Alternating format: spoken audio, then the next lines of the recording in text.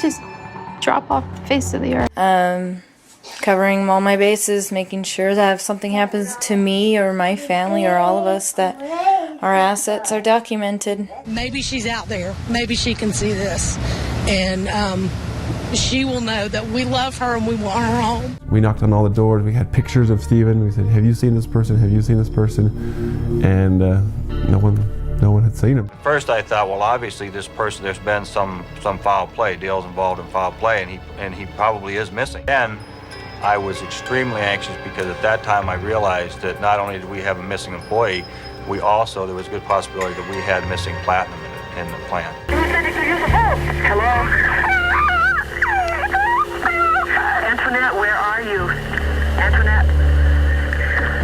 Depending on your definition of success, you could argue D.B. Cooper might be the most successful criminal in history, since not only did he get off with quite an impressive take, but he got away with all his crimes and avoided capture, if he's still alive, that is. On November 24th, 1971, a man using an alias of Dan Cooper walked up to the ticket counter at Portland International and booked a one-way ticket to Seattle, claiming that he was on business. He was technically correct in that assessment. Once on board the plane, Cooper passed a note to a flight attendant, and he was not asking for an extra bag of peanuts and fluffing his pillow. No, he was just letting the attendant know that he had brought a bomb on board the flight and demanded $200,000 and 4 parachutes. And if he caught a whiff of any funny business, he'd turn this plane into a national tragedy on the 6 o'clock news, see? So, you know, nothing unreasonable really. I make all those demands whenever I'm hangry, pretty normal stuff. So the plane landed in Seattle, as originally planned, and authorities were summoned to deliver the ransom money and parachutes to Cooper. The passengers were relieved and eventually let go, but the flight crew was stuck with their new boss, Mr. Cooper, who'd taken them hostage. Cooper seized the plane,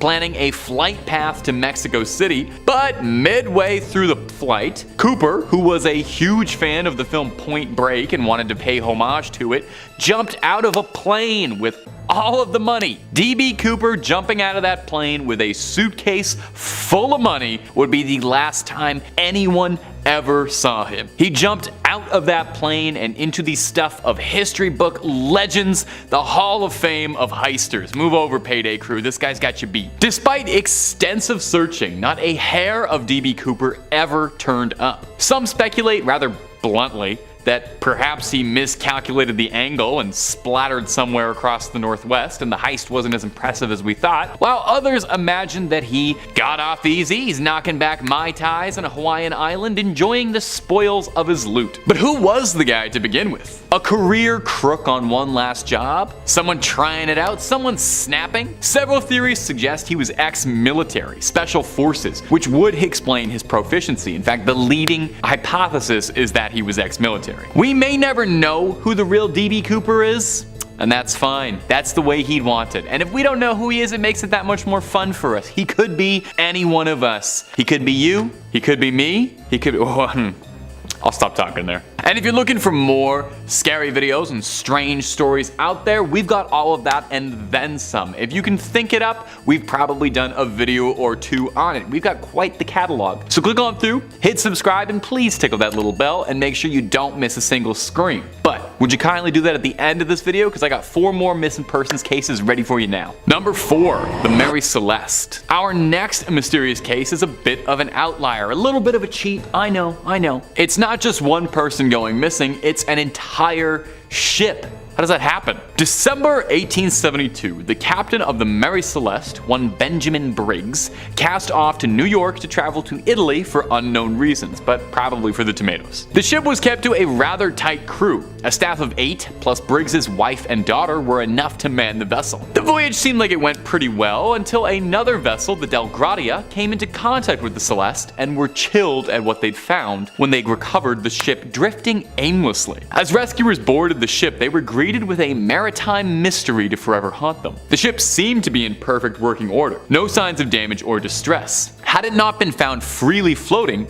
they'd assumed the ship was just built. Aside from a single lifeboat missing, the ship was in good condition, the holds stocked with food and water. The crew's personal belongings were scattered about. The table was set for a meal, as if the crew had been minutes away from breaking bread. So what happened? What reasonable captain would abandon a perfectly serviceable, well-stocked ship? While reasonable explanations were offered, theories of piracy or mutiny prevailing. Now, the ship being relatively untouched does call into question the notion of piracy, as I don't know how much you know about pirates, but they didn't tend to leave the rum behind if there is any. Any pirate captain worth his salt would have plundered that thing down to the floorboards. And there didn't appear to be any struggle at all, so no forceful evacuation, nobody kicked them off the ship. So with rationale out of the way, we've nowhere left to turn but blind and wild speculation. Theories of supernatural beings, cursed gold, vengeful spirits, sea monsters, Davy Jones. Take your pick of whatever nautical bedtime story you think could have overtaken the Mary Celeste. You know what? Let me know down below. I love pirate ghost stories more than anything. Perhaps it was a bit of sea madness? Cabin fever? Maybe it's whatever happened to those two guys in the lighthouse happened to them here? No matter how you slice it, the vanishing of the Mary Celeste is a head scratcher of a mystery. More lost souls to the darkness that lurks below the ocean's water. Wary yourselves against the whispers that echo the seas, for the spirits of the Mary Celeste may still be watching, eager to claim another. Number 3. Frederick Valentine.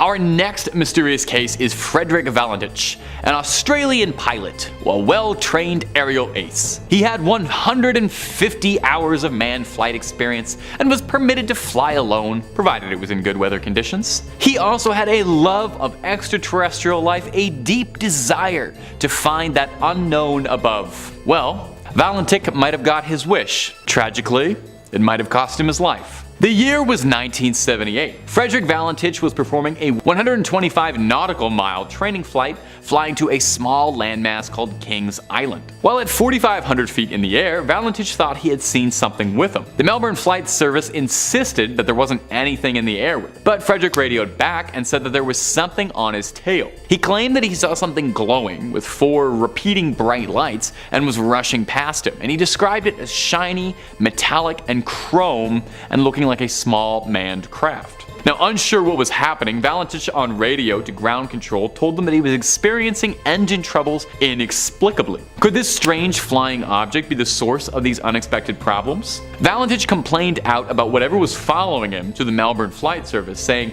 "It's hovering and it's not an aircraft." Those would be the last words anyone ever heard from Frederick. Minutes after that last transmission, he went silent and the plane, or the mysterious craft, was never found. An intense search revealed nothing.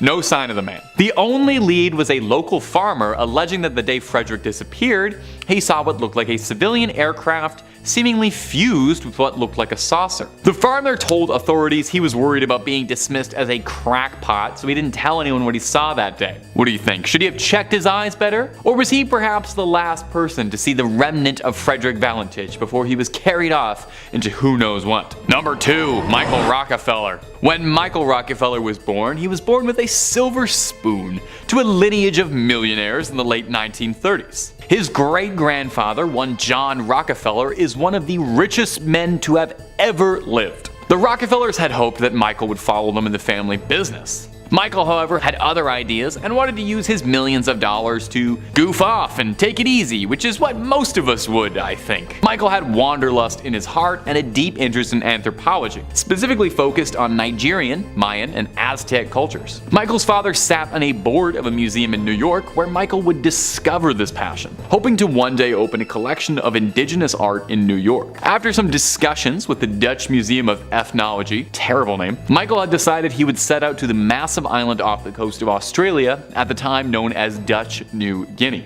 In 1961, he set off to collect the art of the Asmat people who lived there. It would be a one-way trip. The Asmat people that he was going to study were very disconnected from the rest of the world. They had previously seen Dutch colonizers, but otherwise they weren't getting a ton of visitors. The Asmat believed that the land beyond their island was inhabited by spirits, and they saw the Euros and the Americans as supernatural beings that had come over from across the sea. Michael and his team were allowed to study the people, but were banned from purchasing or taking anything, which held a great deal of significance to the Asmat. Nonetheless, Michael was thrilled with everything he'd been finding and could not wait to open his exhibit. In November 1961, Michael was on a boat accompanied by other anthropologists when a sudden squall threw the boat off its course. 12 miles away from the shore, but Michael insisted he could swim for it, and he was never seen again. The Rockefellers would spend the next few months spending a small fortune trying to find Michael, but gave up after never uncovering anything. The case went cold for years, but officers believed that Michael hadn't been lost to the water, but was rather offered as part of a sacrifice. His head chopped off, his flesh eaten, his bones made into weaponry, you know. Fun stuff. An investigator, one Carl Hoffman, uncovered this while filming the Asmat people. He saw a group of men acting out a scene, miming the act of, removing someone's head from the rest of their neck and attacking them with spears. Now, we can't really find this footage, but through interpretation and translation was a stern warning to the other villagers that Hoffman reported. Pop your ears open and take a listen. Don't you tell this story to any other man. I hope you remember it, and you must keep this for us. I hope this is for you and you only. Don't talk to anyone, to other people, or another village. If people question you, don't answer. Don't talk to them because the story is only for you. If you tell it to them, you'll die. Or any other village because the story is only for us. I probably shouldn't have shared it just then. Now, maybe just scrub that. Number 1, Lars Mittank. Lars Mittank is a young German man who became infamous in 2014 when his disappearance captured the attention of the world. Last seen on airport security footage, he's been called the most famous missing person on YouTube. Wow, isn't that a lovely title? I'd put that right on my resume. In July 2014, Mittank was vacationing in Varna, Bulgaria, I've heard lovely things, with a group of friends. Apparently things were pretty unremarkable until an argument about football at a bar turned into a brawl. You see, Mittank was a Bremen man and he was getting into an argument with some nasty Bayern fans. I actually don't know nothing about German football. Clear that up in the comments. Mittank would suffer a ruptured eardrum and was told to stay on the ground, for flying could damage his ears even further. So Lars decided to stay in Varna just a little bit longer while the rest of the party would return back to Berlin. Now here's where things take a turn for the strange. CCTV footage from the airport shows Lars behaving strangely, for lack of a better word. Dropping his luggage, running in a sprint, hopping a fence, the kind of things you would do if you were running away from somebody. His final texts warned his mother to cancel his credit cards as he believed he was being pursued. This footage was the last time he was ever seen, as he vanished without a trace shortly thereafter. Both German and Bulgarian authorities launched investigations, but nobody found anything. Hospital records turned up nothing, and outside of a few disconnected sightings of alleged hitchhikers which could have matched descriptions, nothing was ever outright confirmed. So what happened? What happened? There are theories. Some speculate perhaps that the medication he was prescribed was causing a psychological breakdown, combined with the paranoia of being attacked and reeling from the attack earlier in the week. The doctor who prescribed that medication, though, noted he never even filed the prescription, and the doctor was perplexed and concerned with the seemingly causeless change of behavior. Coming in at 5, Hotel Monte Vista, Arizona. Hotel Monte Vista is a famous and historic hotel located 1 block north of US Route 66 in Flagstaff, Arizona. The hotel was built back in 1927 and is a centerpiece of the historic downtown district. However, it's become more popular for the otherworldly goings-on inside its walls. Guests who have stayed in room 220 have experienced the TV changing channels on its own, and some even said they have felt cold hands touching them while they slept. However, arguably the most popular ghost story to emerge from the hotel is that of the Phantom Bellboy, who is said to knock on doors and announce room service, but when guests open their doors, no one's there. Another popular haunting, and perhaps one of the most disturbing, is the sound of an infant crying in the basement. I quote, "Staff have found themselves running upstairs to escape the sound of the cries. Though the sounds are very real to those who hear them, there's been no information that has explained the phenomenon." That is a direct quote from the hotel's website. Spooky. Would you dare stay there? Coming in at 4, Ariana Grande's haunting. Now, we have a Hollywood ghost story at this number, coming from the mouth of none other than Ariana Grande. Yep, that's right. Ariana Grande was supposedly haunted by a ghost back in 2013 when she visited Stull Cemetery in Kansas, a place that is supposedly so scary the Pope refuses to fly over it because it's reputed to be one of the 7 gates to hell. Yeah. Ariana explained to Complex, I quote, "I felt this sick, overwhelming feeling of negativity over the whole car, and we smelled sulfur, which is the sign of a demon, and there was a fly in the car, randomly, which is another sign of a demon." That sounds like a stretch to me. "I was like, this is scary, let's leave." I rolled down the window before we left and said, "We apologize, we didn't mean to disrupt your peace." Then I took a picture, and there are 3 super distinct faces in the picture. They are faces of textbook demons. demons. Now the story gets even creepier, stick with me. According to Ariana, when she tried to send the picture to her manager the next day, she was met with an error message that read, "This file can't be sent. It's 666 megabytes. Weird things began to occur following the incident and Ariana was forced to delete the picture. I quote, "I was going to sleep about 2 weeks ago. I had just gotten off the phone and as soon as I closed my eyes I heard this really loud rumble right next to my head. When I opened my eyes it stopped immediately, but when I closed my eyes it started again with whispers. Every time I closed my eyes I started seeing these really disturbing images with red shapes. Then I opened my eyes and scooched over to the left side of my bed, and there was this massive black matter. I don't know what it was. It was like a cloud of something black right next to me. I started crying. I watched it move to the front of my bed and then I fell asleep. I woke up and it was gone." Now, I'll be honest, it's hard for me to believe this one without the evidence to back it up, but if Ariana says it happened, then I guess it happened. Coming in at 3, please stop moving the kitchen table. Uploaded to my uni days by a user named Barbara, this story tells the haunting tale of ghosts that just won't stop messing with the kitchen table. I quote, "My house was fraught with weird stuff happening when we first moved in. The kitchen table would move overnight 12 to 18 inches. My keys will disappear and show up in the weirdest places like my quilt trunk." I don't know who has a quilt trunk these days, but this person does. "My son Christopher went into the basement and things came flying off the shelf at him. He also saw someone walking on our wraparound porch once, but no one was there. The most obvious one was a few years ago. Twice this happened. I was sweeping the kitchen floor. The door to the porch started shaking uncontrollably. It was like someone was trying to open the door without turning the knob. It lasted about 15 seconds. Keep in mind this is a wraparound porch completely enclosed. I knew it was bad because my dogs, who will bark at a butterfly flying past the window, all looked up at the door and stepped back. Both times it happened, I was doing the same thing about the same time at night. By the way, as a side note, I walked into the kitchen table one night while going to the bathroom. It was not the first time I walked into the kitchen table because it was moved. So I just said, please stop moving the kitchen table, and it never moved again. Spooky stuff. Do you believe Barbara's story? And if so, who do you think the ghost was? Former resident of the home perhaps, or just someone who was obsessed with moving kitchen tables? Perhaps a former interior designer? You never know. You don't know the story. Coming in at number 2, Demon in the Dark. Another creepy ghost story uploaded to my uni days. This one comes from a guy named Dave, who explains his very real encounter with a scary demon. "My family travelled to the south of France to stay in a cottage owned by someone my dad worked with. The owners visited occasionally, but that summer it was free and we had 10 days booked in there. After a long 2 days on the road, we drove down a steep driveway towards a secluded mill cottage, with the water wheel sat static alongside the stone house. There was a deep cellar with stone stairs down under the wheel next to the house, and a small river circled the place. We went into the house and chose rooms, but being set down in small copes, the house was a draft and cold from lack of use. And we settled in and turned all of the heating on, yet the house remained cold and felt damp. The first night we had set a fire in the living room and listened to a couple of my audiobooks before my sister and I went to sleep. My parents stayed up a little longer than went to bed. Around midnight they both woke up at exactly the same time, and the door to their bedroom was opening slowly. At first they thought it was my sister, until they saw a large dark silhouette of a man framed in the doorway, standing stock still, just looking in their direction as if appraising them. After a short period the shape turned and started to move as if satisfied, and disappeared completely. They looked at each other but didn't speak, and both went back to sleep. The next morning the house felt warm and dry, and sunlight was back through the windows as if something had lifted and accepted them.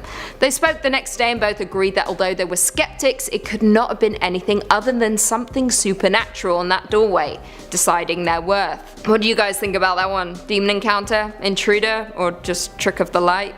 Do you think there was a man there, or is this all pretend? You tell me. I think it was just an old house that took a little while to heat up. But that's not very scary, is it? And finally, coming in at number 1, Hotel Cecil. Of course, there is no building more haunted than the Cecil Hotel that has numerous unexplained deaths and hauntings that are still ongoing today, even after it changed its name to Stay on Main. Creepier still, there's an entire list of suicides reported on its Wikipedia page, with the first reported case happening in 1931, followed by a long string of similar deaths in 1932, 1934, 1937, 1938, 1939, and 1940. The 30s were not a good time for the Cecil, that's for sure. During the same time, other tenants of the building also died by suicide, and one man was pinned to the exterior wall by a truck. In 1962, a woman jumped from the 9th floor window and landed on a pedestrian, killing them both. In 1964, tenant Goldie Osgood was brutally murdered, which had remained unsolved. And of course, one of the most famous cases is that of Elisa Lam, a 21-year-old traveller who was found dead in the rooftop water tank of the hotel after guests began to complain of a funky taste. Now, with this number, it isn't so much the ghosts themselves that are the unsolved haunting, but the hotel itself, which seems to curse anyone who stays in it or near it. Starting off this countdown, we have Connor and Sheila Dwyer. On April 30th, 1991, married couple Connor and Sheila Dwyer attended a funeral in their town of Fermoy in Ireland. After the service, the couple were seen on the steps of the church.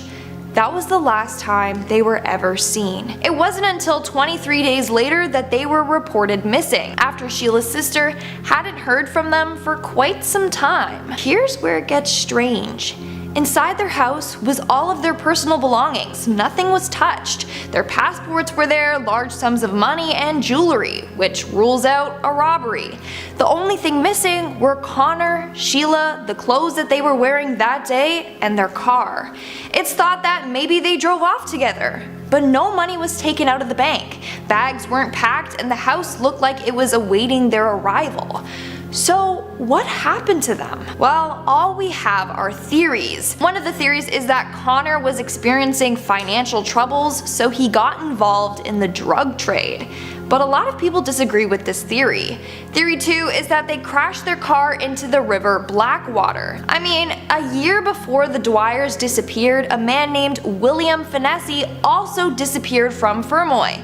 In 2012, his body and car were found in the river. So it could be that the couple suffered the same terrible fate. To this day, this case remains one of Ireland's most baffling missing persons cases. Moving on, at number 4, we have Michael Negrete. On December 10th, 1999, 18-year-old UCLA student Michael Negrete went missing. Apparently, he stayed up that morning playing video games in his friend's dorm until 4 o'clock in the morning. Michael then left to go to his own dorm. That was the last time he was ever seen. By 9 o'clock a.m., he was missing. Michael's roommate woke up at that time and saw that he was not in bed. All of his possessions had been left behind, like his keys and wallet. Even his shoes. Police dogs tracked Michael's scent to a bus stop a couple miles from campus. But it makes us wonder, why was he walking there with no shoes? And where was he going at that time and without his keys and wallet? Something is really fishy about this. The only lead the case got was a potential sighting of a man seen in Dykstra Hall at around 4:35 a.m. But no one knows if that was actually Michael or if it's even relevant to the case. Now, there are a couple of theories for this case as well. One of them is that Michael was experimenting with drugs and wandered off while on a trip. Another theory is that Michael was murdered and all of his friends helped to dispose of the body.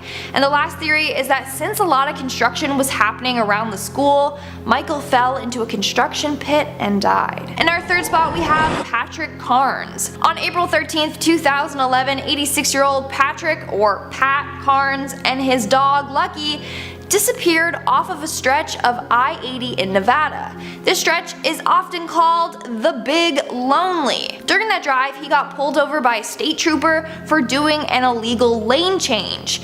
During the conversation, he told the state trooper that he was following a trucker to the next town where he was going to get a room for the night. That was the last time anyone had ever seen or heard from Pat and Lucky. The next morning, his vehicle was found abandoned at the side of the road. In the car was Pat's luggage, wallet, and checkbook, but no signs of Pat or Lucky. That's when the investigation began. Police conducted over 600 hours of canine searches, they had ATVs doing off-road searches, and even had planes flying over the area. Nothing came of any of this. Police are convinced that Pat was the victim of a serial killer. Maybe the person driving the truck that he was following was a serial killer that gained Pat's trust. I mean, 5 years earlier, an abandoned car was found in the exact same spot as Pat's. Its driver, Judith Casita, disappeared also and has never been found. And apparently, hitchhikers also frequently go missing along that road. So it might just be that there's a serial killer loose in that area. Coming in at number 2, we have Cynthia Anderson. On August 4th, 1981, Cynthia Anderson left for work at a law firm in Toledo, Ohio. When her employers arrived, they found Cynthia's car in the parking lot, but Cynthia was not at work. What's freaky is that the book she was reading was left open to a page about a violent kidnapping. What's even scarier is that a year prior, Cindy apparently had reoccurring scary dreams about being abducted and murdered by a stranger. During the investigation, police discovered that the only items missing were Cindy's car keys and purse. There were no evidence of forced entry or struggles in the office. They also found that no calls were answered after 10 a.m., so it's believed that she was abducted around that time. Now, people believe that one of the attorneys that works at her law firm had something to do with her disappearance. A month later, he went to prison for dealing drugs. Authorities think that Cynthia knew about this and was kidnapped and then killed to prevent her from leaking the information. But we don't truly know. And in our number 1 spot, we have Rebecca Corum. Rebecca Corum was a 24-year-old worker on the Disney Wonder cruise ship. She disappeared on or from the ship on March 22nd, 2011. At 5:45 that morning, she was seen on CCTV footage talking on the phone, wearing men's clothing, and she was visibly distressed. After she hung up the phone, she was never seen again. At 9 a.m., Rebecca didn't show up for her shift. That's when the Disney staff were told to search the ship for her. This came of nothing. Then the US Coast Guards and Mexican Navy were contacted to search the ocean, thinking that she may have fallen overboard. Again, nothing. Here's where it gets interesting. Many people think that Disney knows exactly what happened to Rebecca and have attempted to cover the whole thing up. Let me share with you the facts. For starters, the captain told Rebecca's parents that he believes she was swept off of Deck 5 by a big wave. However, there were no indications of stormy weather that night, let alone a rogue wave. Then the crew showed her parents the CCTV footage of her daughter on that phone call. They claimed that this was from Deck 5, saying that after the phone call, she went out on the deck where she was wiped out by the wave. But the footage was cropped to hide the timestamp and location. In fact, it was from Deck 1, not Deck 5. On top of that, the Disney crew gave the parents a sandal that they claim was Rebecca's, which they found on the deck. But the sandal was the wrong size and style of Rebecca. Even a crew member stated, and I quote, "Disney knows exactly what happened. That phone call she had, it was taped. Everything here is taped. There's CCTV footage everywhere. Disney has the tape." So he believes that Disney has the footage that shows exactly what happened to Rebecca, but they aren't releasing it with fear that it will tarnish their happy family-friendly reputation. In 5th place, we have the sunken kingdom of Cantor Guelod. I swear I do look up pronunciations for words, I really do. Anywho, welcome to a place that has a lot of things in common with the legendary Atlantis. Cardigan Bay is home to some outstanding coastal trails overlooking the bay, with many people saying that they can see glimmers of buildings underneath the water. And that has led to the story of the sunken kingdom, a city that was once thriving that had been lost to the waves due to the carelessness of a lockkeeper called Scythanen. People still claim that you can see the buildings and hear the bells ringing out to this day. So it was originally a fertile and prosperous kingdom, with no fewer than 16 heavily populated cities, and was said to occupy a lush, fertile area that laid on a stretch of land running between Ramsay Island and Bardsey Island, which is now Cardigan Bay, West Wales. But it was like low-lying. A number of steep embankments and gates have been built to protect the land from flooding. There was a system of gates to allow water to enter the kingdom in order to irrigate the agricultural pastures. The kingdom was ruled by Gwyddno Garahir, and he had made his friend Scythanen guardian of the sea defenses, a role that included making sure the gates gates were shut every night. However, after a night of revelry at the king's palace, Scythian stumbled drunkenly into bed without checking that the gates were closed, and unfortunately, it happened to be a stormy night that night, and the high spring tides broke through the defenses, quickly flooding the entire area and forcing its people to escape to the hills. So, there is physical evidence that inhabited land did disappear under the waves during the period that the tale is set, as well as the stumps of an ancient sunken forest that can be seen at very low tide at Inislas. Archaeologists have also found a timber walkway dated between 3,000 to 4,000 years ago, which was probably built so locals could continue to live in an increasingly waterlogged environment. In 1770, a Welsh scholar by the name of William Owen Pugh reported seeing sunken human habitations about 4 miles off the Ceredigion coast, between the rivers Ystwyth and Typhi. Human and animal footprints have also been found preserved in the hardened top layer of peat, along with burnt stones that came from ancient hearths. In fourth place, we have the Berwyn Mountains UFO, known as the Roswell event after similarities with the infamous Roswell extraterrestrial event in the US. The cause of this 1974 phenomenon is still very much up for debate, something I like to hear. So on the evening of the 23rd of January in 1974, residents of the Berwyn Mountains area in northern Wales reported a loud noise and a bright light in the sky. A Ministry of Defense investigation found that there were about 5 other reports of UFOs seen over the UK at 10 p.m. that same night, which is when this incident happened. 3 sightings were in the home counties, 1 in Lincolnshire and another in Sussex. Witnesses reported seeing a bright light in the northwest which seemed to fall towards the horizon. An expert who undertook independent research into the Berwyn Mountains incident for the British Astronomical Society reported that a fireball was visible over most of the UK that night. Now, sightings were received from Somerset, Norfolk, Manchester, and Edinburgh, which is noted. The fireball descended from about 120 kilometers in the sky to about 35 kilometers before disintegrating over Manchester. UFO experts claimed that a UFO crashed and the British government covered up the military's recovery of a crashed spaceship. Witnesses claimed to see a bright ball of yellow over top before feeling a huge tremor underfoot. Now, many have tried to make sense of it all, and the list of theories is as long as my arm. And still, no one really knows what happened, not even those who live in the Berwyn Mountains. In third place, we have the death of Hugh Watson. Alrighty, time for a bunch of wild facts. So when a barn in Landsworth burned to a crisp in December of 1976, firefighters found the body of a 77-year-old man who lived alone, had no relatives, and was last seen drinking at the local Pennyburn Hotel in Landsworth, which was a location he was known to frequent often.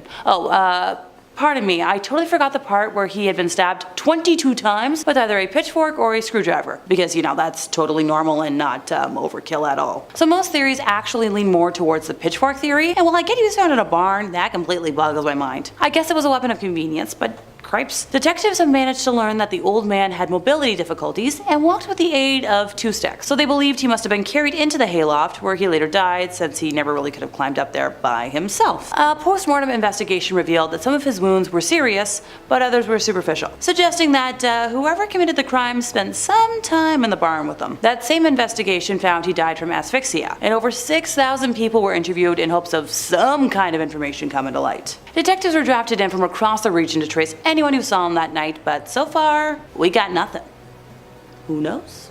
In second place, we have Tegy. I swear, people need to get a lot more creative with naming their river monsters. So many monikers are just poor knockoffs of Nessie, and unknown creatures deserve better than being the equivalent of a dollar store knockoff toy. Just saying. Located in Lintigid, or Bala Lake in English, lies the legend of Tegy. Look, I'm gonna go for the English versions, folks. You've heard me butcher enough. First spotted in 1975, Tegy is thought to be an amphibian around 12 feet in length, described as a grayish brown or black in color, and typically between 8 to 12 feet long. This mysterious animal is believed to have 1 or 2 humps, a long neck, and a roundish football-sized head with a crocodilian snout. So there have been sightings throughout the years, but kind of like Nessie, nothing super substantial. A witness in 1975 claims that out of nowhere she saw a grayish object moving in the water, and whatever it was at least 8 feet long and had a small hump in the middle and was moving towards the eastern shore. So when she jumped into her car and drove to the point where she thought the object would come ashore, no sign of her. And when people pressed this witness afterwards for a description, she told them it looked like closest to a crocodile. She returned to Bala Lake the following day and found a very large dead pike on the shore with massive bite marks on it that are believed to have been left by Tegy. So another witness, going by B. Vickers, reported spotting the monster at close range in the summer of 1992. She said it was twilight when she was on the shingle beach of the lake in front of the Catamaran Club, looking for flat stones to, skim over the lake's calm surface, when she suddenly turned a full 80 degrees and looked straight at the monster, who was looking right back at her. So about 20 meters away, with its black head and neck clear above the surface of the water. Ooh,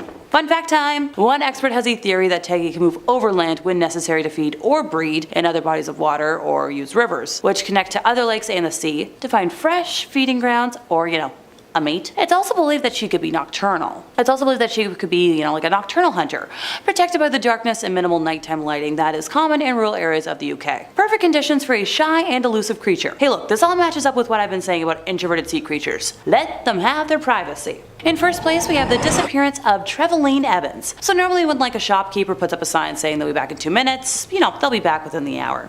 Right? Well, this shop owner and antique dealer, Trevelyan Evans, put up this sign in 1990 and, she hasn't come back. Longest lunch break ever, honestly. So she had been away during the week of her disappearance with her husband Richard, who was renovating the couple's holiday bungalow, and returned to Llangollen on Wednesday, the 13th of June. Fast forward to Saturday, the 16th, she opened her shop, Attic Antiques on Church Street, at the usual time of 9:30 a.m. and had parked her dark blue Ford Escort Estate 200 yards away. And for people like me who are completely vehicle clueless, notice how I stumbled over that because vehicles, it's just a 90s long blue car. Laugh all you want, but I constantly vex my dad with how little I can verify any type of vehicle, even though I've been surrounded with car knowledge since birth. It's not in the brain. So during the morning, approximately 25 friends and customers had called in, and according to the friends who visited, she appeared, relaxed, happy, and heck, she even made plans to go out that night. And the weather that day was sunny, according to the police, and the town center was described as, busy. At about 12:40 p.m., she left a note on the front door of her shop saying, back in 2 minutes. A well-dressed man was reportedly seen talking to her in the shop shortly before she left the note, but his identity was never confirmed. It is known that she bought an apple and a banana and was seen crossing the nearby Castle Street. Apparently, a banana skin was found in a dustbin in the shop after this time, so it's thought she must have returned there, but it was never confirmed. Her handbag, car keys, and jacket, along with fruit and flowers that she intended to take home, were left behind in her shop, and the car stayed parked where it was. There were 2 more suspected sightings, but both were unconfirmed. So let's dive into this. At 2:35 p.m., a woman matching her description was seen walking out of town along the A5 towards Corum, beside the Riverside Park. At 3:45 p.m., there was another sighting, this time of a woman walking into Park Avenue from the direction of the River Dee. More than 1,500 names were investigated, and about 700 cars were eliminated from the inquiry. Searches of the river, the canal, mine shafts, and caves in the area were carried out, but nothing. In January of 2001, the case was reopened by police in the hope, new forensic techniques would suggest fresh evidence, but only led to a series of false arrests, including her husband. The case was re-examined in 2010 on the 20th anniversary of her disappearance, but we got nothing. No money was ever taken from her bank account, indicating to the police that she might have been abducted and killed. But the curious thing, she left so much behind, so she clearly thought she wasn't going to be long.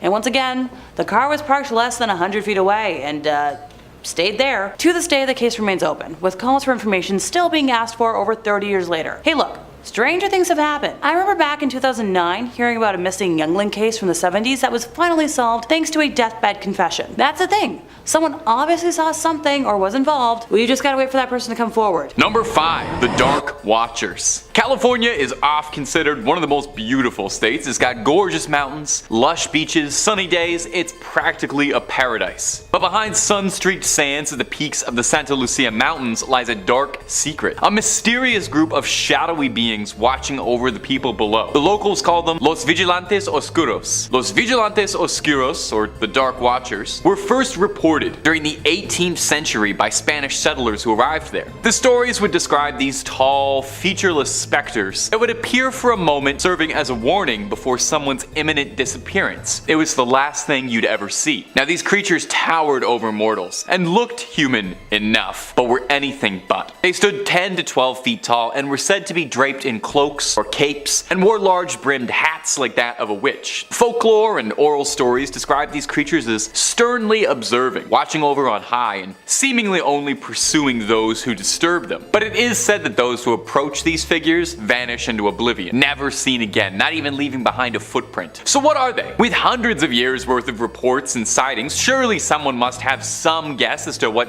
scary shadow people are watching you in the mountains. Now, the prevailing and admittedly kind of dull theory is that the Dark Watchers are a symptom of pareidolia, a very common psychological phenomenon in which the human brain attempts to seek out patterns that it recognizes in something weird. It's why our brain often fills in strange details in the sky. If we see something up there, we can see a flying saucer kind of because we want it to be a flying saucer, you know? Our brain fills in the details we think we see. Encounters of Dark Watchers could just be the shadows of swaying trees or creatures darting about in the night and tired eyes mistaking it for something else. But this video is about unsolved paranormal mysteries, and it's more likely this might be a paranormal phenomenon for which there is no comfortable scientific or reasonable explanation. These creatures through the veil exist in a way I just can't understand. So perhaps it's best for now that we follow their example, and you know what? We just watch. We just observe, we take nothing but photos, we leave footprints, I think that's how it goes, and we keep watching Top 5 Scary. The shadow people told me to say that. It's actually crazy, the shadow people also told me that their one wish is they want for you guys out there to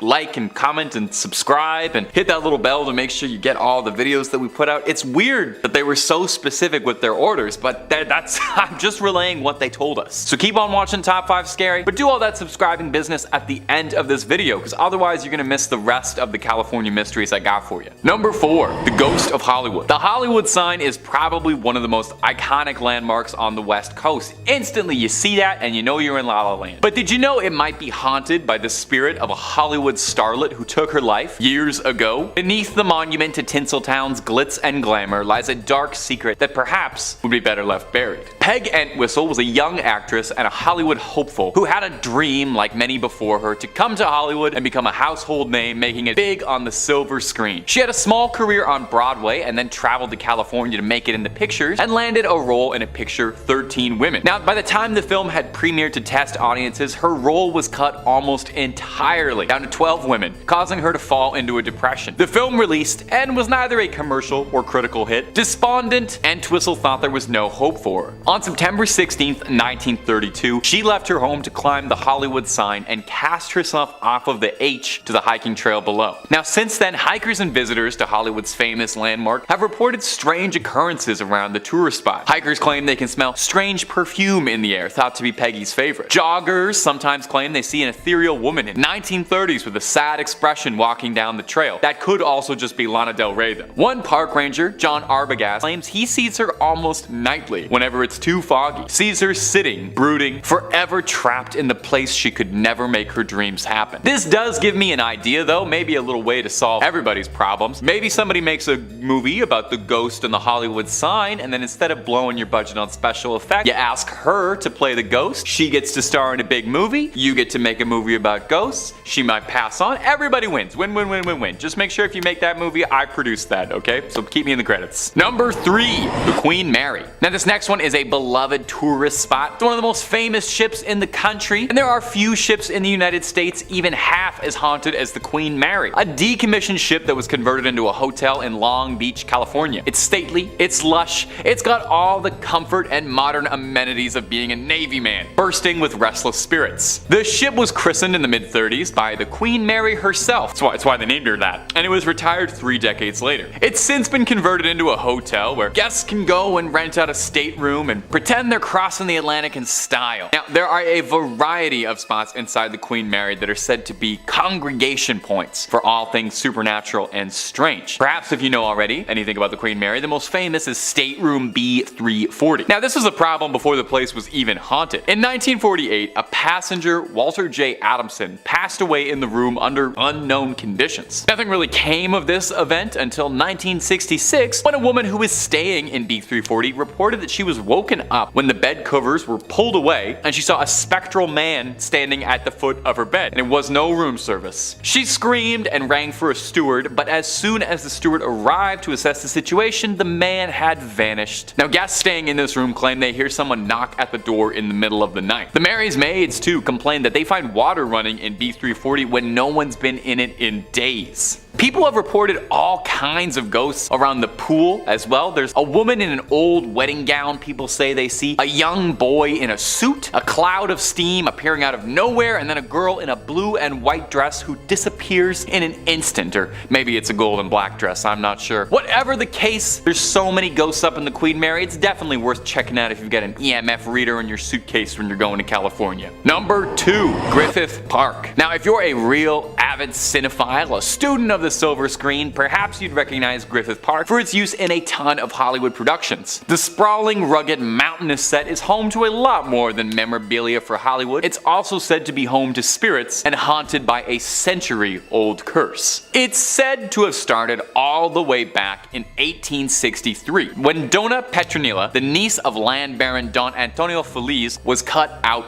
of her will. She was spurned and placed a hex on his land and cursed him for this indignation. She vowed that the land would never turn a profit for him, and that as long as he lived there, he would suffer misfortune until his untimely death, and anyone who was stupid enough to own the land afterward would get the same treatment. Now, local historians say the man who negotiated the ranch's rights was slain in a saloon duel, and the land's new owner was fatally struck by bandits in Mexico, so not looking good. A wealthy industrialist would end up buying up 4,000 acres of the land in the 1880s, but he ended up donating the land to the city of LA after strife and all sorts of malfeasances were causing problems with his ownership. He ended up striking his wife in a rampage. Now, she survived, but he went to prison for 2 years and passed away almost immediately after his release. Pretty suspicious, pretty strange. The landowners all died in rags, their reputation tarnished, and now that it's LA property, Griffith Park wasn't making anyone particularly rich. Was Donna Petronilla's curse that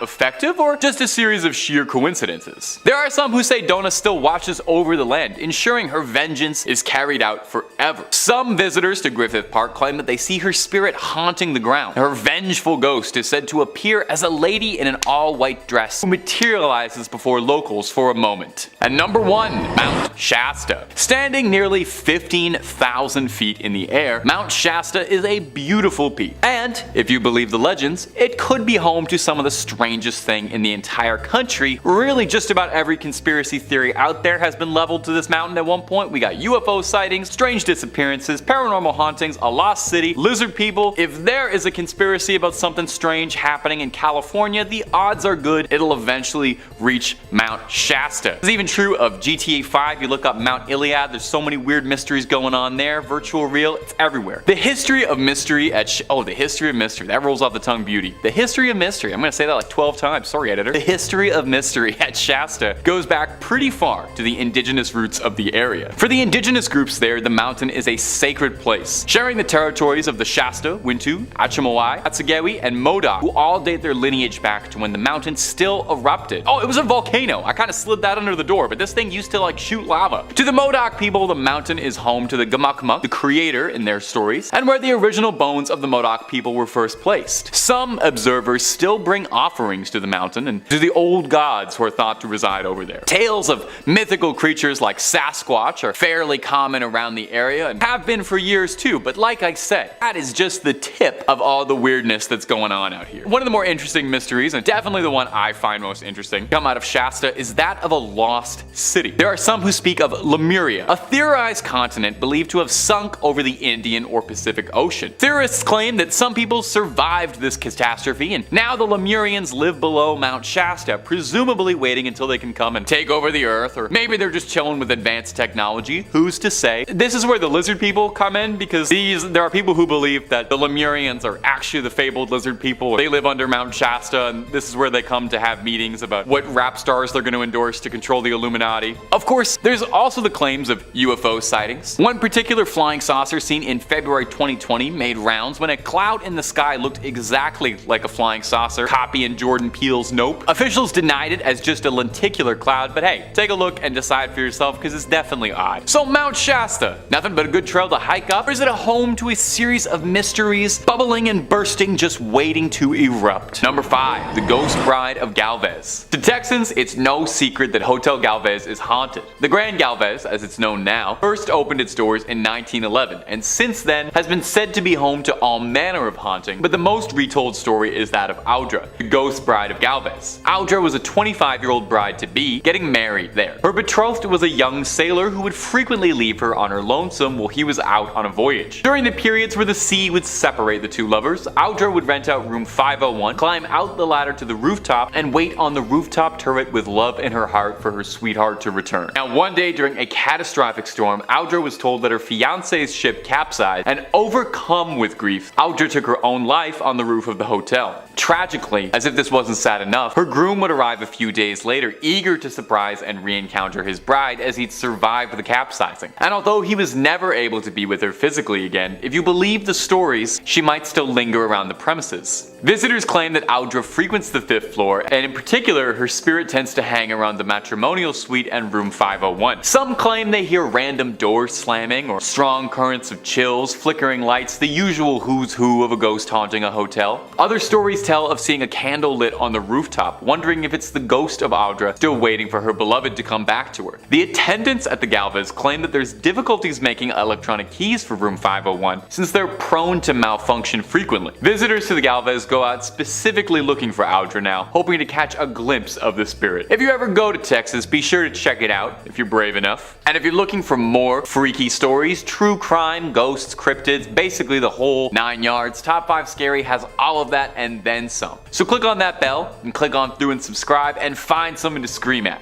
But do that at the end of this video, okay? We got way more mysteries in Texas coming up. Number 4, the Ice Boox Killer. The Ice Boox Killer refers to an incredibly grisly crime that haunted Houston, and if you believe the conspiracies, might be entangled in a much larger web of interest. Take a listen to this brutal crime. On June 23, 1965, 2 Houston police officers were sent for a fairly benign wellness check and went to investigate the home of a suburban family, the Rogers, Fred and Edwina, and their son Charles. Edwina's nephew was concerned because he hadn't seen or heard from his aunt in a concerning amount of time. The 2 officers went to check the house and got no response from a knock. A look around in the backyard, they found a makeshift barricade on the back door, which was more than a little suspicious, so they entered the house. One of the 2 detectives opened the fridge instinctively and saw a pile of raw meat in the fridge. The detective dismissed it as boar or pig, and you can probably see where this is going. They opened the vegetable crisper and were disgusted at what they found: the heads of Edwina and Fred Rogers. Police suspected initially that the son Charles had been behind it, but why, no one was particularly sure. Now, here's where this already upsetting strange case gets wild.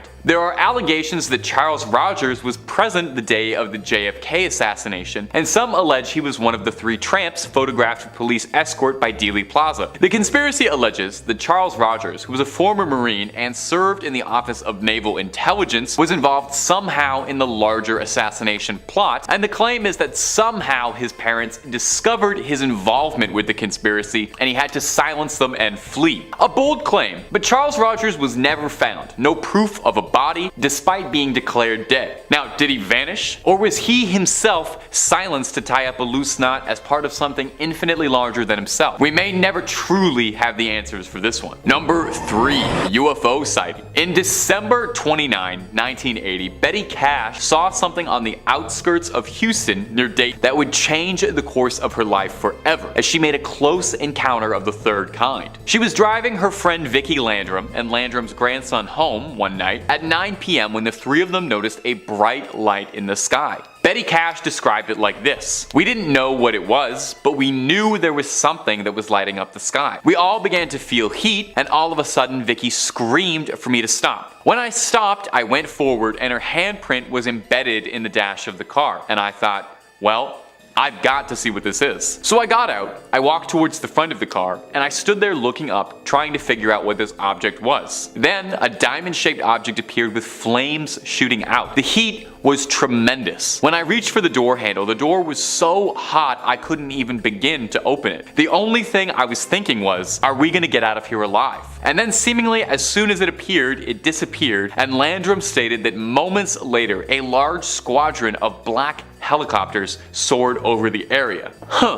After the choppers cleared, Betty took the Landrums home and retired for the night. The next morning, however, Cash said she was extremely sick, suffering from nausea, vomiting, diarrhea, weakness, and an intense burning in her eyes. Now here's where things get curious. Landrum and her grandson all reported the exact same symptoms. Over the next few days, Cash said her symptoms worsened so much, with large blisters forming on her skin, she eventually had to be taken to a hospital where she was treated for radiation poisoning, and she lost large patches of skin and clumps of hair. To date, there has never been a conclusive answer to what happened to Cash and Landrum. The US government denied any involvement and said they don't have any diamond-shaped crafts like that in their fleet, and it wasn't from their government. Was the military testing new technology on unsuspecting victims? Was it a craft from another world touching down for a moment? There are so few answers and so many questions for this unsolved mystery. Number 2, the death fields. There is a stretch of I-45 highway between Houston and Galveston that is notorious to locals due to the string of violent, horrific crimes that have all occurred there since the 1970s. Since the first body was discovered, it's been thought that anywhere from 33 bodies have been discovered there, and the truly horrifying thing is how little police and authorities seem to have on this case. Initially, detectives believed that this work was that of a serial killer, due to the sheer number of bodies being found in the area, but over time some have wondered if it could be multiple criminals. Most of the victims have been young women, typically around college ages. The FBI has said that the agency's behavioral experts have created a profile of a possible killer, but there are no known witnesses to any of the crimes and no common person to connect them all. An official statement that was given by the FBI said that the signs point to one killer, although multiple killers can't be ruled out. Given the nature of the area where the bodies were found, it was likely someone with roots in the area, someone who would have known these fields were a good place to hide a body. In 1998, a man named Edward Howard Bell was arrested and claimed to have been involved in the deaths of 11 girls in Galveston County. And although he was a suspect in the aforementioned I-45 case, police unfortunately didn't have enough evidence to tie him to those larger crimes. Only one death on the I-45 was ever convicted, when Louisiana police arrested Kevin Edison Smith in 2009 on a completely unrelated charge. A DNA test found that it matched the body of a girl who had disappeared from Texas in 1996 and whose body was tragically found on the I-45. From this confession and conviction from 2 different criminals, it's suspected that multiple people were involved in these grisly crimes. Hopefully one day this case can be closed for good and the I-45 can go back to just being a highway. And number 1, the servant girl annihilator. Perhaps one of the most infamous criminals to ever live in Austin, and to this day is still anonymous and possibly will forever. The Servant Girl Annihilator, absolutely brutally named, I cannot believe they called him that, was a serial killer who preyed on young women in Austin between 1884 and 85. He is thought by some to be America's first serial killer, hardly a badge of honor if you ask me. He attacked wantonly, and despite his name, he was not exclusively targeting women. He fatally attacked 7 women, 1 man, and additionally seriously injured 6 women and 2 men. All of his victims he would attack indoors while asleep and then would finish the job outside, leaving them to be found. His victims were all posed in similar manners and were all found with a sharp object inserted into their ears. Texan lawman started a manhunt for the criminal, arresting 400 men in the year of 85 in a desperate attempt for any leads on who was terrorizing the community. Interestingly, the top theory of elected officials at the time is that the Servant Girl Annihilator couldn't possibly have been committing all of these crimes by himself as one lone deranged criminal, but rather an identity shared by a group of men carrying out heinous acts all together. Now, in the end, no one was ever successfully accused of being the Servant Girl Annihilator. And what happened to him was additional police patrols and civilian militias around Austin ended up scaring the Annihilator off. Or so you think. A theory, although an outlandish one, is that the Servant Girl Annihilator would move to London to continue his crimes, as 3 years later, the Whitechapel killings would start and Jack the Ripper would terrorize the streets of London, leading to some people suspecting that maybe these 2 lunatics were connected in a way. Think about that, a globe-trotting serial killer wasn't content with just one, had to move, get 2 different scary nicknames. Imagine if both your nicknames were Servant Girl Annihilator and Jack the Ripper. A little much for one guy, if you ask me. Number 5, the original Night Stalker. The original Night Stalker, or as he's better known, the Golden State Killer cold case, is one of the most infamous and complex criminal investigations in recent memory. For over 40 years, the identity of the Golden State Killer remained a mystery, as he committed a series of brutal crimes, assaults, and burglaries across California in the 1970s and 1980s. Now, for decades, this case was pretty open, and was only closed in recent years around 2018 when Joseph James D'Angelo, a former police officer, was identified as a suspect through DNA evidence. D'Angelo was arrested and charged with 13 counts of murder and numerous other heinous crimes, bringing a small sense of closure to the victims' families, and a reminder of why to never give up on an unsolved case. The Golden State Killer case also highlights the power of DNA in solving cold cases, because it was the use of a public DNA database that allowed investigators to link DNA from the crime scenes to a distant relative of D'Angelo, which ultimately led to his identification and arrest.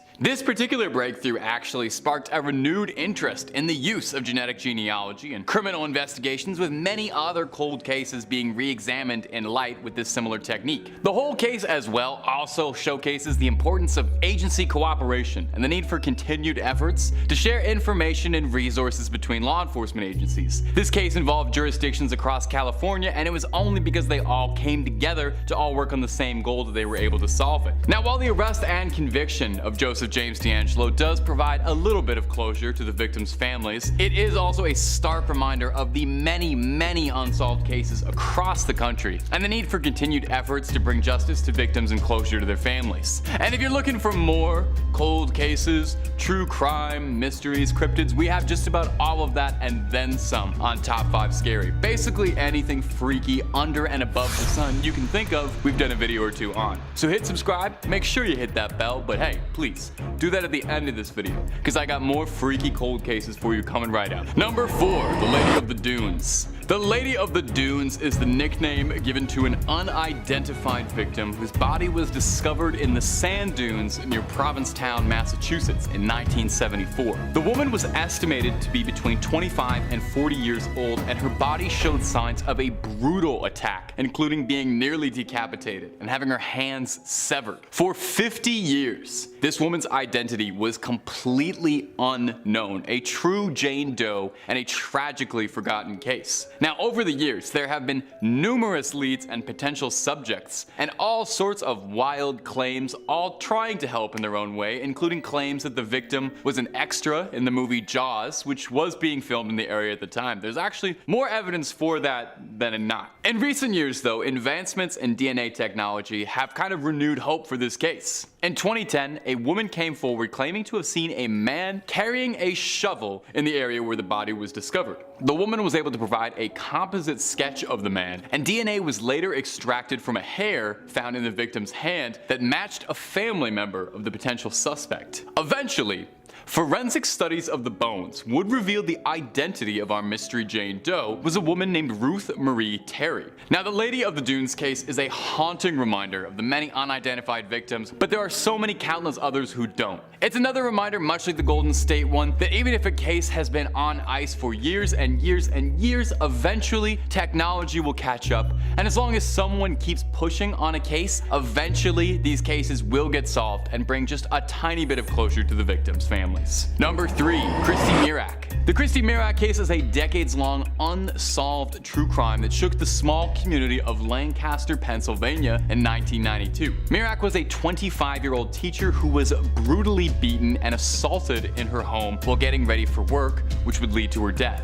Despite extensive investigations and DNA evidence collected from the crime scene, this case would remain unsolved for over 25 years, where it would remain on ice tucked away in a back folder, until 2018, when investigators used the technology, genetic genealogy, which we mentioned before, to identify one Raymond Rowe, a local disc jockey better known as DJ Freeze, as the perpetrator behind the crime. We explained it a little bit before, but I kind of glossed over it. Genetic genealogy works by uploading a suspect's DNA to a public genealogy database, which then searches for genetic matches among millions of people who've uploaded their own DNA. Think of it kind of like a DNA Google. In Roe's case, investigators found a match through his second cousin's DNA, which ultimately led to his arrest. Isn't that a little bit interesting how many of these cases it ended up being they could track it through someone who was related to the suspect? I just find that fascinating. Roe eventually pleaded guilty to the killing of Christy Mirak, bringing a small sense of closure to her family and the Lancaster community. This case was one of the first successful uses of genetic genealogy in a criminal investigation, and has since sparked a renewed interest in solving other cold cases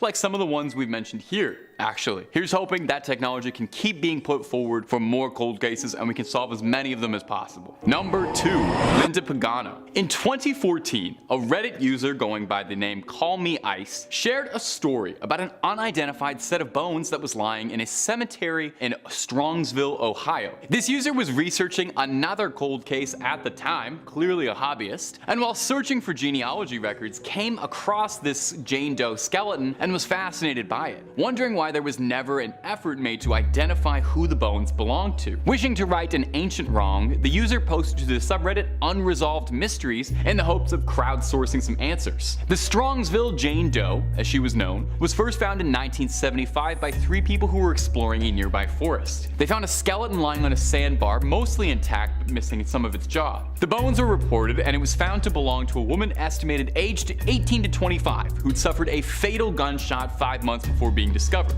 Police checked her across several missing women cases but were unable to make any connections, and the trail went cold until 2014 when Reddit started to look into it. Eventually the original poster got in touch with the cemetery and managed to get access to original autopsy files, including a photo of the skull. It was sent to a digital artist and nothing much happened until in 2016 the forensic artist who had done the reconstruction came across a listing on the National Missing and Unidentified Person System, or NamUs, of a woman named Linda Pagano who had disappeared under mysterious circumstances around 1974. Linda had come home from a concert and gotten into an argument with her stepfather, and supposedly left to go visit her mother. This was the last time anyone had ever seen Linda Pagano. The forensic artist then contacted the medical examiner's office and pulled Linda's dental records, matching Linda Pagano to the Strongsville Jane Doe, solving the mystery. Now, the identity of the attacker was never found, with some suspecting that it was her stepfather, but the family was able to find the smallest closure in knowing what became of Linda, and it never would have happened without a Reddit post. It's inspiring in a small way to know that sometimes when law enforcement agencies can't finish the job or can't close a case, that there are people out there who are willing to open source it. Keep that in mind for this similar case, also solved by the internet. Number 1. The Grateful Doe. The Grateful Doe is a notable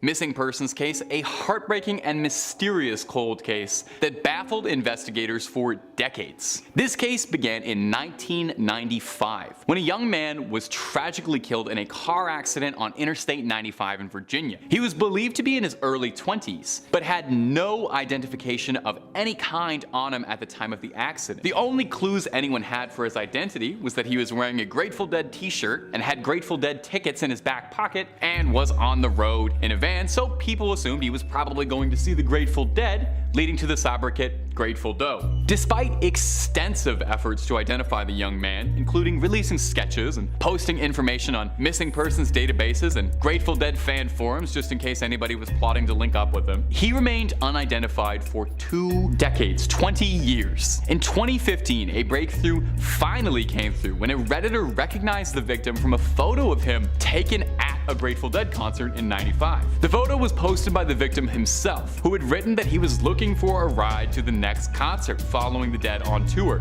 With the help of the Reddit community and DNA testing, the victim was finally identified as one Jason Callahan, a 19-year-old from Myrtle Beach, South Carolina. Callahan's family had reported him missing in '95, but they apparently were not aware of his interest in the Grateful Dead and had not connected him to the unidentified victim in Virginia. Now, the Grateful Doe case is another interesting one, showing the power of the internet being used for good The internet doesn't get used for good that often. It's nice to see the efforts of a determined group of online sleuths and, hey, fans of the Grateful Dead, let's be real, helping to bring closure to a family who had been searching for over 2 decades. And like all these other cases, it just goes to show that a cold case is never truly closed until you actually get some answers for it. It took them 2 decades of nothing until leads basically landed right in their lap. Sometimes you just gotta wait for technology to catch up. Now, while the circumstances surrounding his death are a bit of a mystery still, the identification of him have allowed his family to have a little bit of rest and allow us to move on from this case. Number 1. The Gurdon Light in Arkansas. Near a railroad in Arkansas flies an incredible unsolved mystery. Floating above and around the tracks, the bright light has been seen in many colors. Orange, blue, pink, green,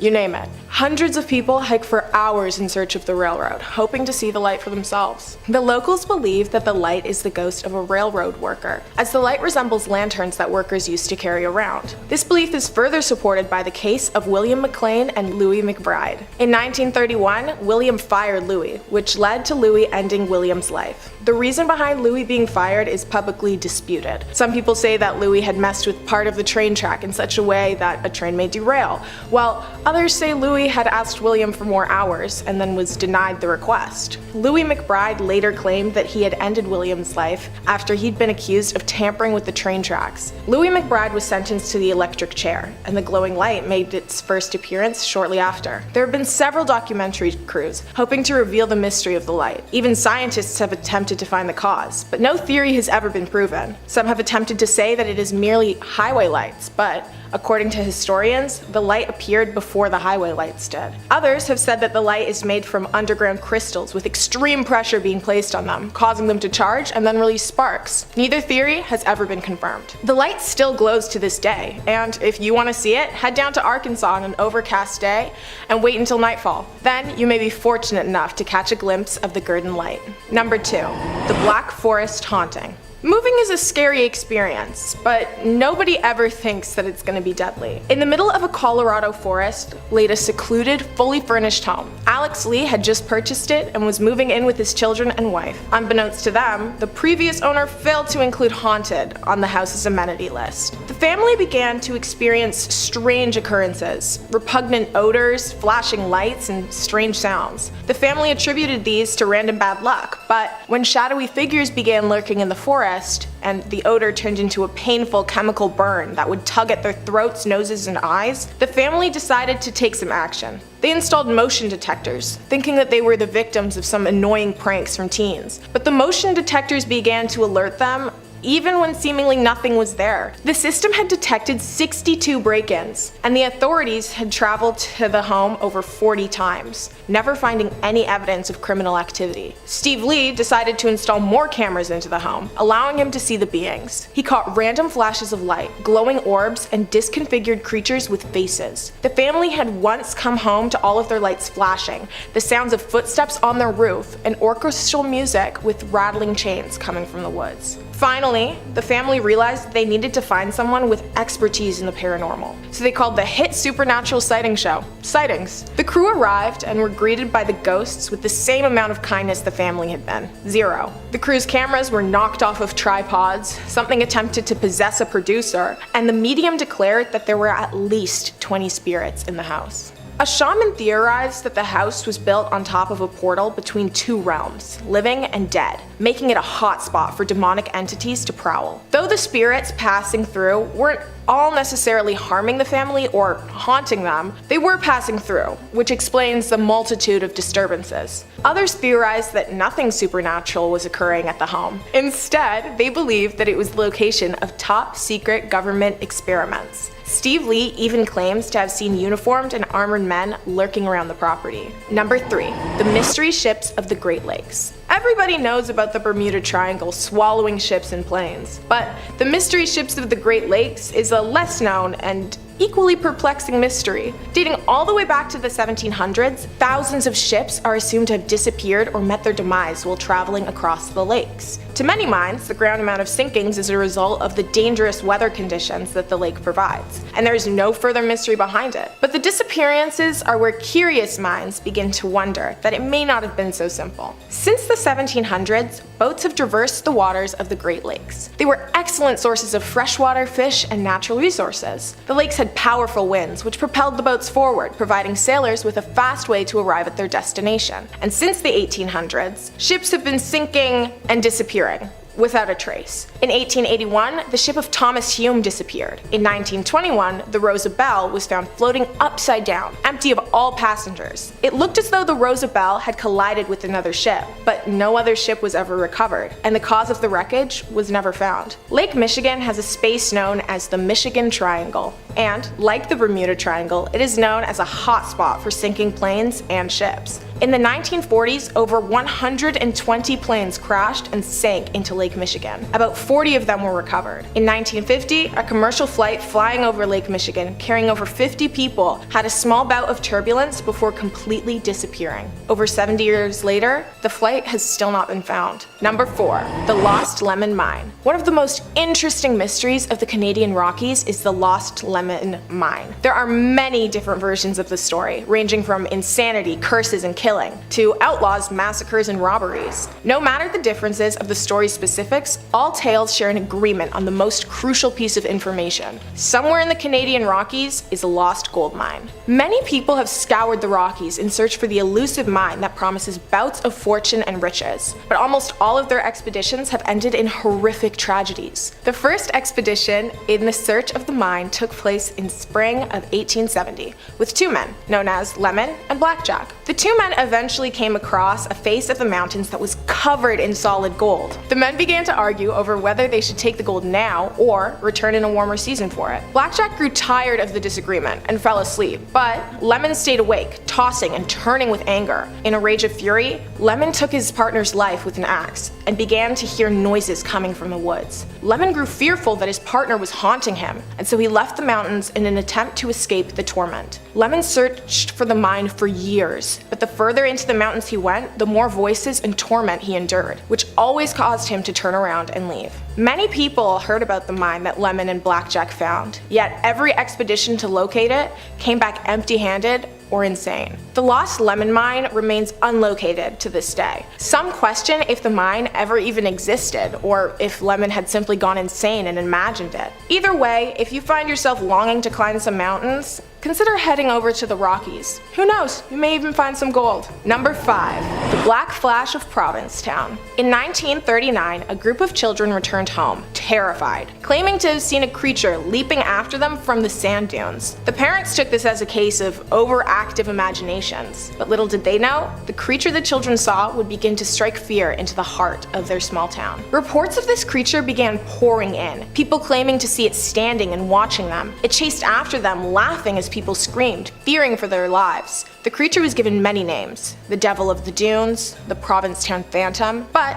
the name that stuck was the Black Flash, as it highlighted how impossibly fast the creature was capable of moving. The Black Flash hasn't caused any physical damage to the citizens of the town. The creature's only goal seemed to be terrifying the residents. People theorized as to what the Black Flash could be: a pranking student, a reincarnation of a similar monster, or just a collective town joke that they all agreed on. The police claimed that they had located the perpetrators behind the Black Flash, but decided to keep the identity a secret. The creature did indeed disappear, showing that there may have been some truth to the police catching the perpetrators, but many questions still lingered in the residents' minds. How could the creature move so fast? And why was the police so against sharing the perpetrator? Starting off at our number 5 spot, Jack the Ripper. Over a century ago, London's most notorious serial killer roamed the East End. His main prey were prostitutes, and he killed at least 5 women that we know of. This neighborhood set into panic as these bodies were found within a 3-month period of each other in 1888, all within a mile of each other. Newspapers listed these killings as barbaric and too horrible to even describe. But basically all of the victims had their throats slashed, and most of them had their stomachs slit and organs organs ripped out before the body was dumped on the street. His motive is still unknown. The FBI took a special interest in this case in 1988. This was at the request of a movie production company. Even with everyone in law enforcement looking into the case, the police were never able to put a face to the killer. The FBI noted that had we had the current technologies we have today back then it would have been possible to catch this person. One really key fact about the killer is the notes he left behind. The National Archives obtained letters exchanged between different law enforcement bosses in 1888, when all of these murders first happened. The killer sent these letters to the London Metropolitan Police Service to taunt them, and suggested that more murders were coming.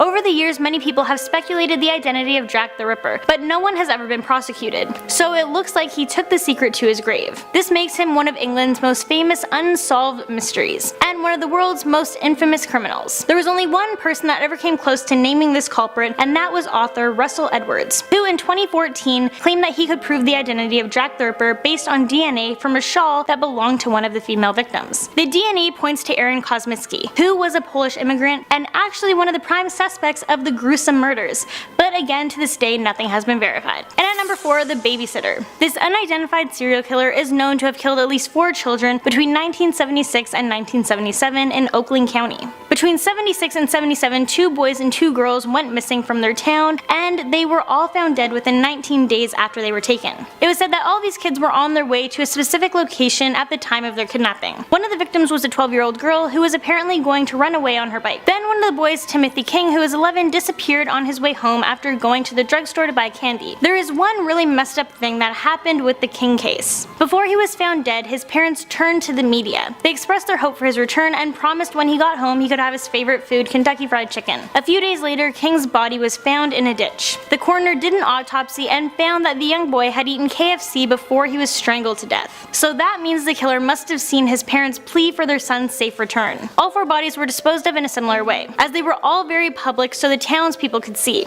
The killer strangled and shot the kids and even sexually assaulted some of them before killing them. A task force was put together to find the killer, and there were several suspects, but none of them stuck. At number 3, D.B. Cooper. To this day, no one even knows this person's real name. But on November 24th of 1971, this name was all over America. This was the day a man referred to as D.B. Cooper hijacked Northwest Airlines Flight 305 and its 36 passengers. He had a briefcase with him and claimed there was a bomb inside. The plane made an emergency landing in Seattle, and the pilot messaged the control tower saying, "We will ask you to stay there until we get coordinated with our friend in the back." Once $200,000 and several parachutes were given to Cooper, he demanded that the plane then take back off and fly him to Mexico. The passengers were released at this time, and it was just him and the flight crew. Before taking off, he asked for the rear door to remain open and for the plane to fly low and slow. Cooper clearly knew what he was doing, but by the time authorities figured it out, it was too late. As the plane was flying to Reno, Cooper jumped out of the plane and parachuted into the night. Law enforcement officials did have 5 different planes tailing the jetliner, but apparently no one in those planes witnessed the jump. Also, the FBI are positive that Cooper wouldn't have survived this jump, but extensive searches on the ground in the landing area showed no signs of Cooper, the parachute, or the money. Hundreds of people were interviewed, the FBI tracked leads across the nation, and the aircraft was scoured for evidence. But it was no use. D.B. Cooper was gone, making this one of the greatest unsolved mysteries in FBI history. However, in late January 2018, a startling claim was made to the media that D.B. Cooper was actually a former CIA operative named Robert Rackstraw, and he just so happens to be alive and well living in Southern California. But he has yet to be charged with anything. Coming in at number 2, JonBenet Ramsey. JonBenet Ramsey was a 6-year-old beauty queen who was murdered in her home on December 26, 1996. Her murder, which is still unsolved, is one of the decade's most famous police investigations. The morning after Christmas Day, December 26, JonBenet's mother, Patsy, called the police after she found a 3-page ransom letter demanding $118,000 for their daughter's safe return. However, shortly after, JonBenet's father went down to the basement and found his daughter's lifeless body. Her skull was fractured and she had been sexually assaulted. Her official cause of death was asphyxia by strangulation. Her death was classified as a homicide. When the police department arrived to the crime scene, many errors were made that compromised the investigation. One major mistake being them allowing the father, John Ramsey, to move her body. body. Also the fact that they didn't separate the parents during questioning. Over the years to follow, the Ramseys themselves became prime suspects. People were saying perhaps they accidentally killed their daughter and they were trying to cover it up. Some of the clues showing that it could have been them was their inconsistent stories, John picking up the body, the ransom note was discovered to be written on paper found in their house, their suspicious media appearances, and a fiber retrieved from the duct tape that bound John Bonet's body matched the same fiber on Patsy's clothes. Yeah, lots of things. Other suspects included her brother, a convicted child predator, a housekeeper, the electrician, and even the town Santa. In the past years, countless books, documentaries, and true crime shows have featured their own theories about John Bonet's murder. She has been gone for over 2 decades now, and no one has ever been charged with her murder, and the investigation still remains open to this day. Alright, and before we jump into number 1, I just want to remind you guys to please show us some love by giving this video a big thumbs up and subscribing to our channel. And once again, stay tuned until the end of the video as I will be answering your questions and reading comments. And if you would like to be featured in an upcoming video, then make sure you leave your questions down below. And in at number 1, the Zodiac Killer. The Zodiac Killer committed a total of 5 confirmed murders, but has presumably killed an additional 20 to 28 people and seriously wounded 2 others. These murders took place between the late 1960s and the early 1970s in the San Francisco Bay Area. And since he's on the list, obviously his identity is still unknown to this day. Once the murders started taking place, the killer began taunting the police and the San Francisco Chronicle,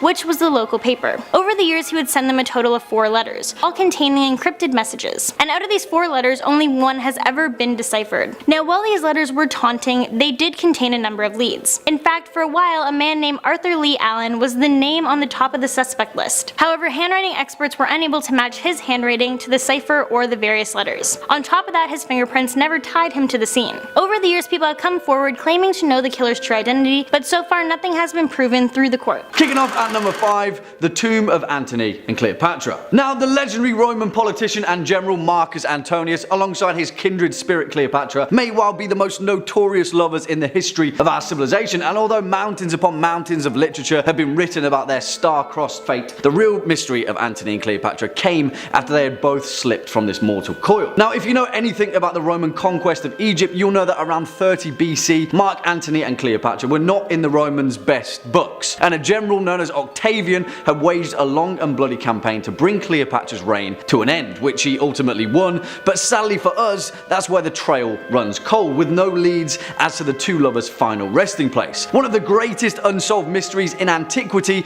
is the exact location of the final burial place of Antony and Cleopatra, but according to several ancient historians, Tonius and Plutarch to name a few, it was recorded that Octavian had permitted the 2 to be buried together, as their surviving children were taken back to Rome to be raised as Roman citizens. There are several leads that their tomb was located somewhere west of Alexandria, but numerous excavations throughout history have proven fruitless. However, they did come close, and between 2008 and 2009, reports of the prestigious Egyptologist Zahi Hawass having found evidence of their fated tomb came to light. Although no concrete evidence has been unearthed, relics and memorial coins of the lovers have been found in small ceremonial tombs, perhaps pointing toward Cleopatra's and Antony's tomb being somewhere in the vicinity. The excavation continues, but whoever stumbles upon the tomb of Antony and Cleopatra will unearth one of history's greatest mysteries. Next up at number 4, the sack of Baltimore. And now, I love this particular entry, partly for its many layers and potential implications, but mainly for the fact that it's a swashbuckling tale of chaos and carnage that seemingly came out of nowhere. On June 20th, 1631, a small village named Baltimore in West Cork of Ireland was randomly and viciously attacked by pirates. Not just any pirates though, but pirates from the Barbary coast of North Africa, which at the time was synonymous with the Ottoman Empire. Now, if you couldn't tell,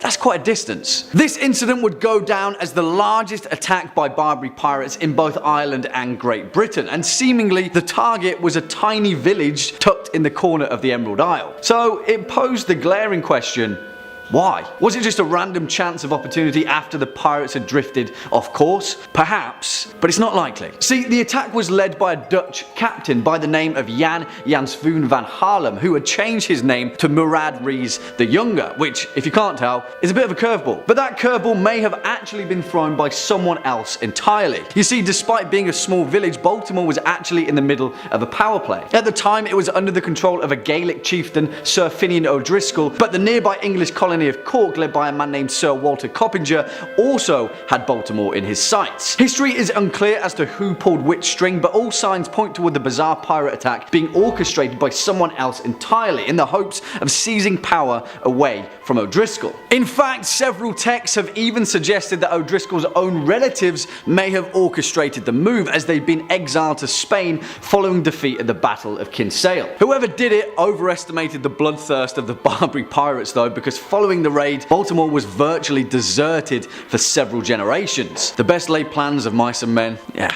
you know what they say. Coming up next at number 3, St. John's Dance. And you may have heard mention of this one before, but perhaps not in this context. You see, it's important that we note that in modern times, St. John's Dance or St. Vitus's Dance is a terrible disease also known as Sydenham's chorea that affects the nervous system and results in a series of hysterical jerking movements of the limbs, often exhibited in young children. Generally speaking, it isn't infectious, but that doesn't figure to explain the countless records of mass hysterical dancing that occurred throughout history, of literally thousands of people across Europe being afflicted by a manic need to dance. The earliest known outbreak occurred in the 7th century and was primarily thought to occur during times of intense hardship, particularly affecting the peasant and working classes. So what? You're a peasant in Dark Age Europe and all of a sudden you just start dancing and can't stop, somehow infecting the rest of your village, town or city, until there's a horde of people doing the exact same thing, potentially collapsing from exhaustion or dying from a heart attack. Well, yeah, because that's exactly what happened. One of the most well-documented cases was in 1518 in the Austrian city of Strasbourg, where a woman named Frau Troffia began dancing in the streets, and within a month 400 people had joined her. Yeah, she danced for a month and loads of people died. Now there are many theories on the true explanation of St. John's Dance, and scholars still argue as to whether it truly was a real contagious disease or merely a social phenomenon. One of those theories suggests a particular fungi had infected their crops, and another suggests that it was all a misunderstanding and St. John's Dance was actually the practice of some secretive European cult. Yeah. Beats me, guys. Swinging in at number 2, the remains of Richard III. And this one, strangely enough, is the perfect blend of ancient mystery and potentially contemporary unexplainable intrigue. Because that's exactly what you all came for, right? Also, I mean, this one is already pretty much solved, but it's in the details where its mystery truly shines. We all know Richard III, right? A horse, my kingdom for a horse. But while apparently this woman, Scottish author and historian Philippa Langley, knew him a little bit better than anyone else did. Now, it's important to note that history had long forgotten the final resting place of Richard III, the last Plantagenet king of England, and after his defeat at the Battle of Bosworth, his remains were scattered to the winds of history. After all, history is written by the winners. Well, let's fast forward to modern times when in September 2012, Philippa Langley led an excavation of a car park in Leicester city centre. A few signs pointed toward it potentially being the ruined remains of Greyfriars Church, but in the words of Langley, she had a strange feeling, one that she couldn't quite place, and something was telling her that Richard III was buried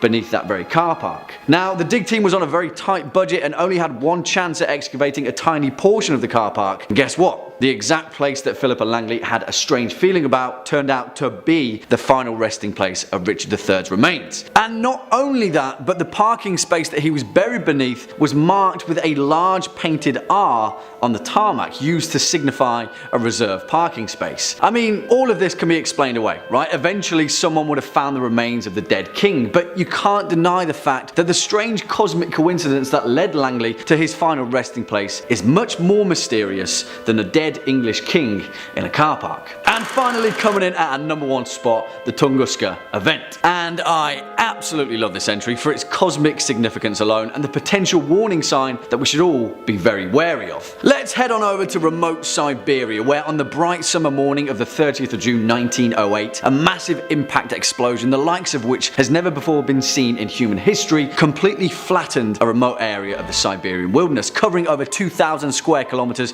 of isolated forest. As far as we know, no one was caught in the blast, but if they were, they would have certainly been obliterated by a shockwave 1,000 times greater than that of the Hiroshima atomic bomb. The Tunguska explosion completely flattened over 80 million trees in its blast radius, rupturing their roots like grass to a lawnmower. 50 or so miles away, those native to the region were knocked flat on their feet by the blast, windows shattered and buildings subsided. For all intents and purposes, it was the result of an unimaginable power. And if Tunguska had occurred over a metropolitan area, an entire city would have likely been flattened. So, what was it? Well, the leading scientific consensus is that the explosion of the Tunguska event event was caused by the impact of a small asteroid, one that had possibly burned up in Earth's atmosphere and then produced a shockwave that resulted in the aforementioned cataclysm. However, not everyone buys that hypothesis, and many other researchers and scientists have proposed the Tunguska event being the result of a leak of natural gas from deep within the Earth's crust that became ignited by a storm and resulted in the Tunguska hellfire. Most evidence though points towards Tunguska being the result of an asteroid, albeit one that luckily somehow missed the vast majority of our entire populated planet. It's also important to note that researchers believe Tunguska to be the result of a small asteroid, which is a terrifying thought in itself. It poses an incredibly important question: how would our history